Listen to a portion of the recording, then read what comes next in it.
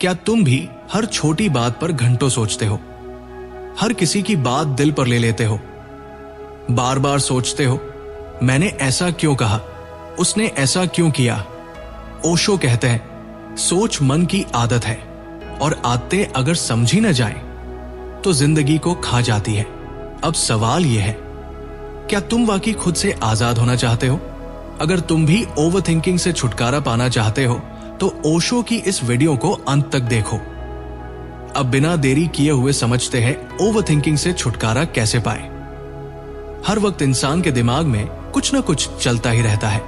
सुबह उठते ही सोच शुरू, रात को सोने तक, कल क्या होगा, आज क्या नहीं हुआ, लोग क्या सोचेंगे, मैं अच्छा हूं या नहीं। और ये सब सोचते सोचते हम थक जाते हैं मगर रुकते नहीं। ओशो कहते हैं कि ये सोच असली समस्या नहीं है, पर यह सोचने की लत, ये असली जड़ है। हम सोचते हैं कि सोचकर हम सुलझा लेंगे सब कुछ, पर ज्यादातर सोच उलझा ही देती है, क्योंकि सोच वर्तमान में नहीं होती। या तो वो अतीत का पछतावा है या भविष्य की चिंता, और जो अभी है वो पल, वो शांत, वो जीवन, वो हमारी पकड़ से निकल जाता है। ओशो का कहना है कि सोच को रोकने की जरूरत नहीं है, लेकिन उसे पकड़ने की जरूरत भी नहीं है। बस देखो, जैसे कोई सड़क पर चलती गाड़ियों को देखता है, कुछ आएंगी, कुछ जाएंगी, लेकिन तुम बीच में कूदते नहीं। वैसे ही सोचों को भी आते जाते देखो, उनसे जुड़ो मत। जब तुम सिर्फ देखना शुरू करते हो तो एक चमत्कार होता है, मन खुद शांत होने लगता है और उस शांति में तुम्हें अपना असली स्वरूप दिखने लगता है। ओशो कहते हैं, असली ध्यान, असली मेडिटेशन वही है जब तुम सोचों को बिना दमन किए बस देख पाते हो। जिंदगी को समझने के लिए ज्यादा सोच की जरूरत नहीं, जरूरत है थोड़ी खामोशी की, थोड़े विराम की। क्योंकि सोच से तुम शब्दों तक पहुंचते हो, लेकिन खामोशी से तुम सत्य तक पहुंचते हो। इसलिए ओशो हमें बार बार ध्यान की ओर बुलाते हैं, ताकि हम सोच से निकलकर अनुभव में उतरें। ओशो कहते हैं कि सोच एक जरूरी चीज है, लेकिन जब सोच अपने आप पर हावी हो जाए तब वही सोच जहर बन जाती है। यही है ओवरथिंकिंग। जब दिमाग रुके ही नहीं, जब हर छोटी बात को 100 बार सोचो, जब हर फैसले से पहले 100 शक पैदा हो, जब हर स्थिति को लेकर डर, संदेह और कल्पनाओं का जाल बुनने लगो, तब समझो तुम सोच नहीं रहे, सोच तुम्हें सोच रही है। ओशो कहते हैं, सोच एक उपकरण है, जैसे चाकू।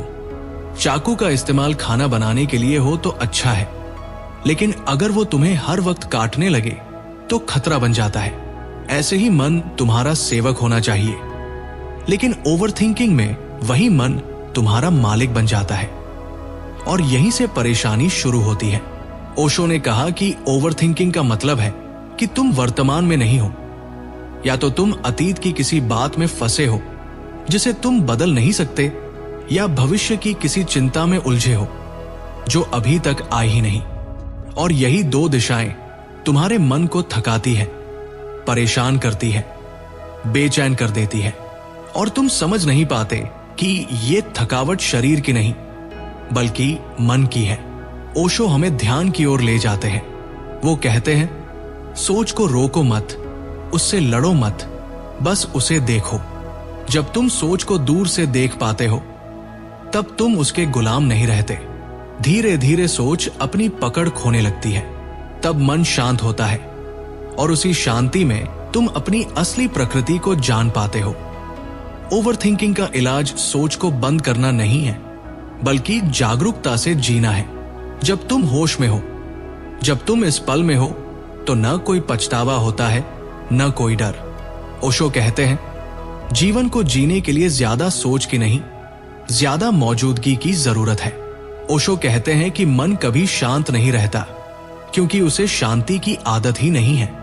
मन हमेशा कुछ न कुछ करता रहना चाहता है, कुछ सोचता, कुछ पकड़ता, कुछ भागता, कुछ याद करता। और ये जो बेचैनी है, यही उसका स्वभाव बन गई है। तुम ध्यान से देखो, जब भी तुम्हारे पास करने को कुछ नहीं होता, मन तुरंत कोई विचार खड़ा कर देता है। पुरानी बातें, भविष्य की चिंता, दूसरों से तुलना, खुद की कमियां, कुछ ना कुछ तो चलता ही रहेगा। ओशो कहते हैं कि ये मन की गति इसलिए नहीं रुकती क्योंकि हमने कभी उसे रुकने की इजाजत ही नहीं दी। बचपन से ही सिखाया गया है कि कुछ करो, सोचो, प्लान बनाओ, लक्ष्य बनाओ, और इसी में मन इतना व्यस्त हो गया है कि अब उसे खामोशी डराने लगती है। खाली होना उसे खालीपन लगता है, जबकि ओशो कहते हैं कि वही खालीपन असली पूर्णता है।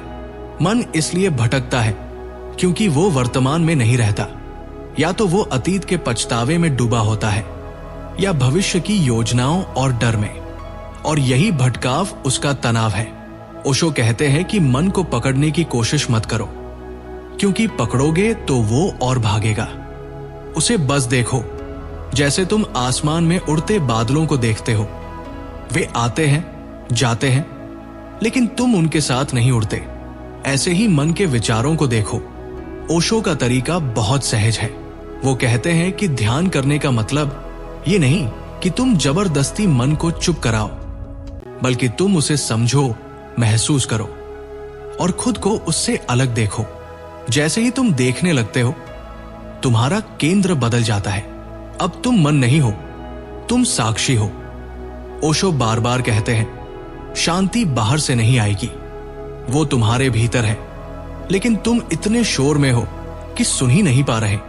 मन की इस हलचल से ऊपर उठना है तो चुपचाप बैठो, कुछ मत करो, बस बैठो और जो चल रहा है उसे देखो।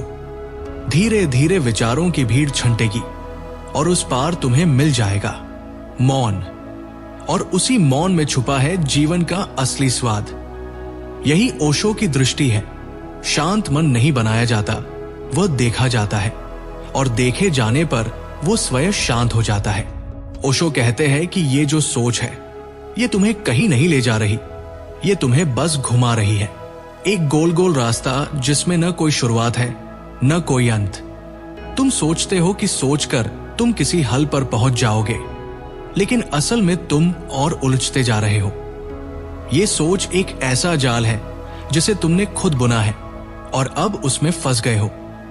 तुमने ध्यान दिया होगा, जितना ज्यादा सोचते हो उतना ही ज्यादा उलझते जाते हो। मन थक जाता है, सिर भारी हो जाता है, लेकिन फिर भी कोई स्पष्टता नहीं आती। क्यों? क्योंकि सोचने से स्पष्टता नहीं आती, अनुभव से आती है। ओशो कहते हैं कि सोच सिर्फ विचारों की पुनरावृत्ति है। वही पुराने ख्याल, वही डर, वही उम्मीदें, बस नए कपड़ों में बार बार लौटते रहते हैं। और ये जो लगातार सोचने की आदत है, ये तुम्हें थका देती है। शरीर तो आराम कर लेता है, लेकिन मन कभी नहीं रुकता। रात को बिस्तर पर लेटे हो, तब भी सोच चल रही है। कल क्या होगा? अगर ऐसा हुआ तो क्या? अगर वैसा हुआ तो क्या नहीं होगा? ओशो कहते हैं, ये सब व्यर्थ है। ये सोच तुम्हें निर्णय लेने नहीं देती, ये सोच तुम्हें जीने नहीं देती। तुम हर फैसले पर रुक जाते हो, क्या ये सही है? अगर गलत हो गया तो? और इस डर में कुछ भी नहीं कर पाते। ओशो कहते हैं कि सोच की सीमा है, लेकिन जीवन असीम है। सोच तुम्हें उस असीम तक नहीं ले जा सकती। तुम जितना सोचते जाओगे, उतना ही अपने भीतर के मौन से दूर होते जाओगे, और जब तक मौन से दूर हो, तब तक तुम खुद से भी दूर हो। सोच तुम्हें तुम्हारे केंद्र से हटा देती है।